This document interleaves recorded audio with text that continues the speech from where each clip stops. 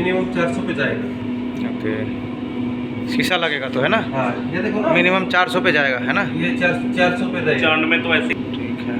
ठीक है, जो इसकी कंट्रोलर की लिमिट है ना वो 400 फीट पर मिनट की।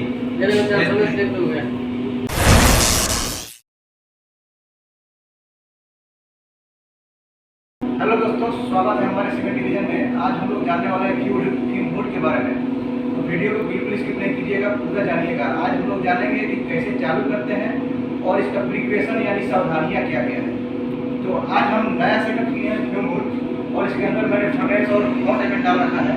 तो थोड़ा पास में आइए, जो कि यहाँ पे आप देख सकते हैं O2 और N2 और ये पानी का एग्जिट होता है, जो कि इसके पीछे से होता है। हम लोग सेटिंग करते हैं। तो थीम मोड में ये जो है आपका लाइनिंग जो है बाहर दिया जाता है कि बाहर से आप यहाँ से ऑक्सीजन ले सकते हैं और ये ले सकते हैं। उसके बाद एक वाटर का लाइन दिया हुआ है, जो कि देखिए यहाँ पे पास में जरा दिखाइए। इसको खोलेंगे तो वाटर मेरा इसमें चालू हो जाएगा।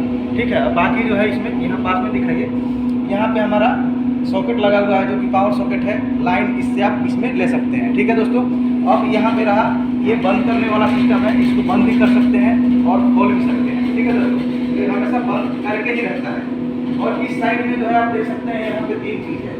सेंसर है, यहाँ पे आपका FPM यानी फीट पर मिनट जो है एयर फ्लो इसमें खींचता है। तो आपको ये इस पर ध्यान देना है। यहाँ पे इंडिकेटर है, सेफ में चल रहा है। दूसरा ऑरेंज आएगा यहाँ पे, तो ऑरेंज का मतलब होता है कि आपका बीच में ठीक है, मीडियम लेवल में है। और ये एक अलार्म है जो कि रेड कलर का आएगा, तो समझिए कि आपका ये एयर फ्लो फेल है, यानी कि खींच नहीं रहा है। ठीक है, और इसमें जो है आपको ये सब चीज़ है।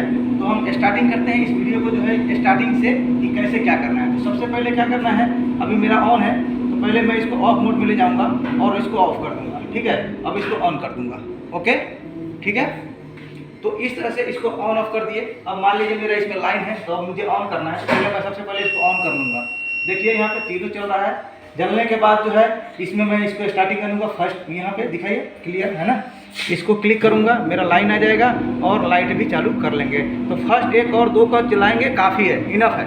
ठीक है, तो इस तरह से आप अपना फ्यूम हुड को चालू कर सकते हैं, सेटअप कर सकते हैं। और इसमें सावधानियाँ क्या क्या है, प्रिकॉशन क्या है, तो इसमें हम लोग जानेंगे। अभी देखिए यहाँ पे क्या है, यहाँ पे 180 है। ठीक है दोस्तों, तो अभी मैं इसको ऊपर पूरा कर दूँगा।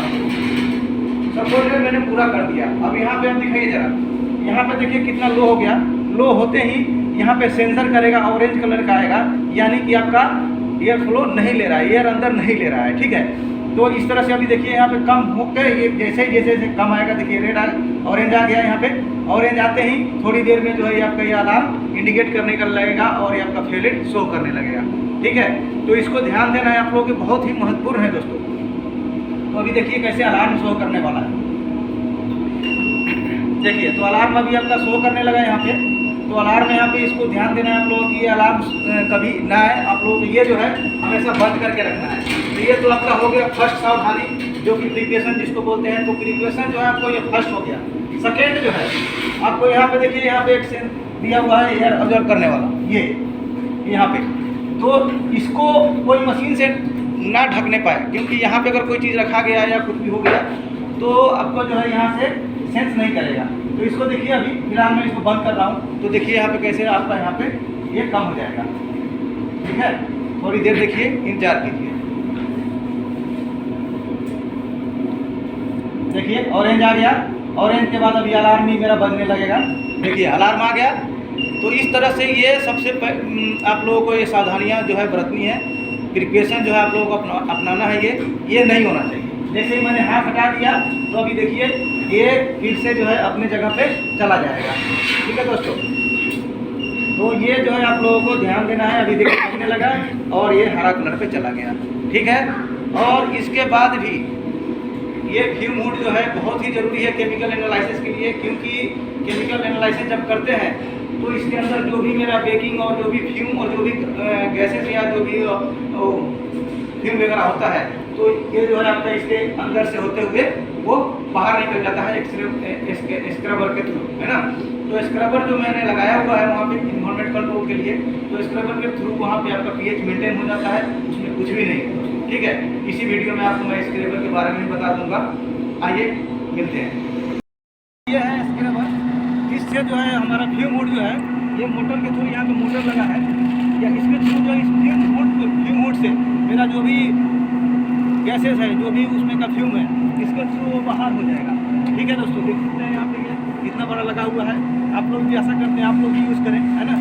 आगे थोड़ा लगे यहाँ पे हमने ये मेंटेन करने के लिए एक छोटा सा लगा के रखा है, जो कि इसका काम है यहाँ से आपका जो भी वहाँ से रिटर्न आएगा, यहाँ से pH मेंटेन करके उसको जो है हीट देगा। तो इस तरह से क्या होगा, जो भी मेरा pH मेंटेन है, जो कि 6 से 7 के बीच में होता है, वो pH मेंटेन मेरा होगा और इन्वायरमेंट में कोई इफेक्ट नहीं आएगा। तो इसलिए स्क्रबर लगाते हैं। धन्यवाद।